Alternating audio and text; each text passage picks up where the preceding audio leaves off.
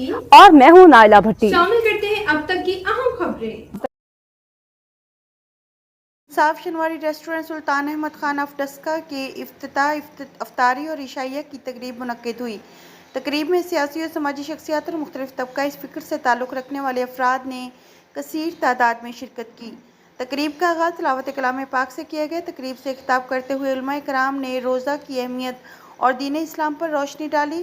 तकरीब में शिरकत करने वाले मेहमानों का होटल के डायरेक्टर सुल्तान अहमद खान, गुल मोहम्मद खान, मोहम्मद इल्मदीन खान, दोस्त मोहम्मद खान, महमूद खान, जान मोहम्मद खान, मोहम्मद अमीन खान और मोहम्मद उस्मान खान ने शानदार इस्तकबाल किया और मेहमानों की रंग बिरंगे लजीज खानों से तवाज़ो की गई। तकरीब में शिरकत करने वाले तमाम मेहमानों ने सुल्तान अहमद खान को रेस्टोरेंट के इफ्तिताह और इनके बेटे उस्मान खान के यहाँ बेटे की विलादत पर मुबारकबाद पेश की। के लिए इतना ही। मज़ीद खबरों और अपडेट्स के लिए देखते रहें साहिबा न्यूज़ HD।